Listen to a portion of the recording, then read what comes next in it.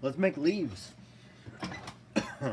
Alright, so in other videos we've talked about forming, how to form different directions using a cross peen and how you can make metal move in certain directions.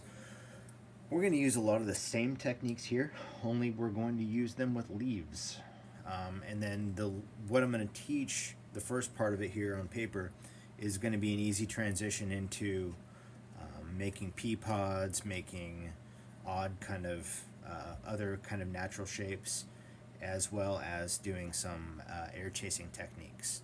So we're going to start off with leaves, and as we go along I'll mention how something may pop into another design.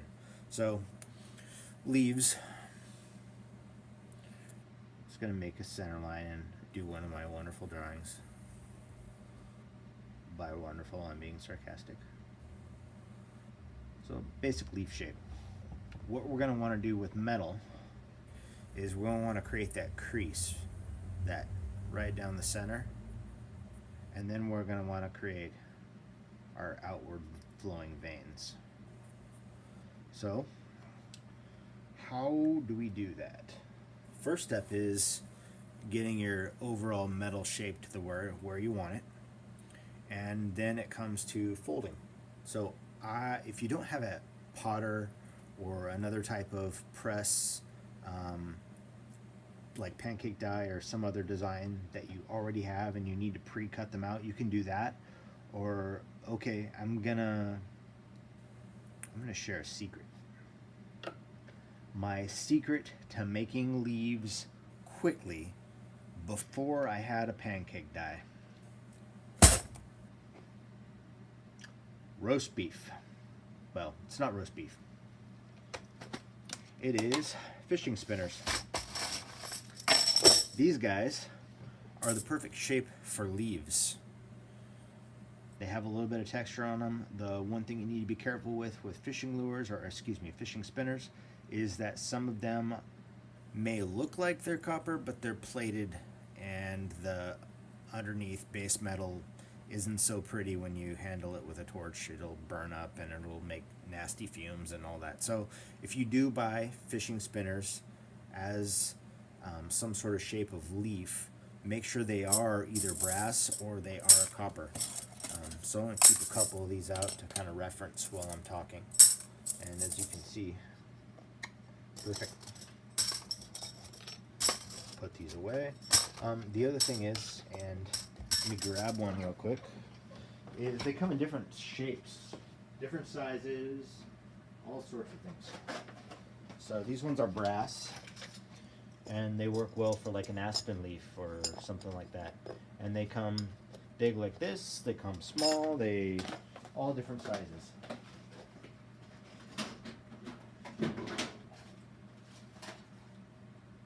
Moment please. Nope, can't find it. I have some very, very, very tiny ones that I use for making earrings, and they work great. Put this away, put the roast beef back in the refrigerator. And so what I end up doing is I'll anneal these, make them nice and soft, because right now they're hard. They're nice hardened steel. So if you wanted to take these and then use these in a pancake die, these are already ready to go. Your pancake die, cut right through that, no problem at all, and then you'll have something else you can work with. You can use that texturing. Some of them have a different type of texturing, some of them have no texturing. It's all, fair game. And let's see, so once they're annealed, I will bend them up slightly like this, just with my fingers, and then as we go I try and match those two corners. If those two corners match, the rest of it should go relatively easy. So they look like that. Now if you wanted to air chase, now's the time we deviate to something else, or we pinch that down and then we start doing some hammer stuff here that we'll talk about in another video. So do one more here, show you. Starts off like this. It's annealed, and then just with your fingers or a pair of soft jaw pliers or whatever, bend it over so those two outside edges match. And then what you're going to do is you're going to take those. Oh, I got another one. One more. This one is not being friendly. Squeeze it in, and you have your shape ready to press in a vise or with your pliers or whatever. So put those aside. And then once they're pressed, they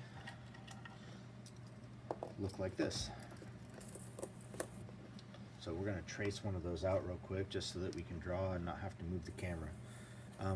This one I got off center. Easy fix if you do that. Take a pair of shears, reshape your leaf. Now this is kind of like growing up making hearts with construction paper. Fold it in half, cut half of the shape that you want, and then when you unfold it, it'll be two matching sides. So I'm just going to cut right along where I made a mistake, and now I have a leaf for forming later on. These guys are the same. It has this little hole in here. I don't necessarily like that hole, so I'm going to trim it. If you're a little bit off, like this guy is right here, not a big deal. You're going to unfold the leaf eventually anyway, and nobody will measure. Well, now I'm sure you will. I'm going to cut these guys off. And you can change it. You can go high, you know, depending on what you want your leaf to look like, opened, trim it, and then you can file and shape and all that before you anneal and we do our hammer stuff. I'm going to cut all these off. Let's make them all just a little bit different. We're all the same. I've done wind chimes using this method. Somebody ordered a willow leaf, and they used some willow leaf looking, actually the fishing spinners were called willow leaf, so it made it relatively easy. I didn't have to worry about cutting out a whole bunch of designs and shapes. All I had to do is anneal, bend, and hammer these fellas with that. So that's, you get the basics. You trim it, take a look, you like it, you don't like it, you can start over, you can throw it in the art bin, melt it down later. But what we're going to do is talk about the shape of the leaf when it's folded in half. Alright, so you have this. This is our open edge. I'm going to put an O. And here's our closed edge, or our folded edges right here. What we're going to do in order to move this metal is we've already created this crease by folding it in half. So this guy's out of the picture. What we want to do is form this texturing here. So now that the leaf's folded in half, we only need to worry about one side at a time. So we'll take this folded piece, and you'll figure out how you want the orientation of your lines on the leaf. And I'll just take and I'll draw so I know I'm going hammering in the right direction. And those diagonal lines will, make sure I do that right. Yep.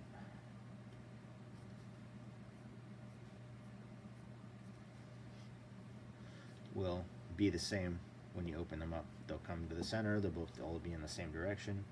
And what you're going to do is you're going to take your cross peen or your texturing hammer, or, you know, if you want to get crazy with different ideas and stuff, grab your other texturing hammers, grab your ball peen, grab whatever you want.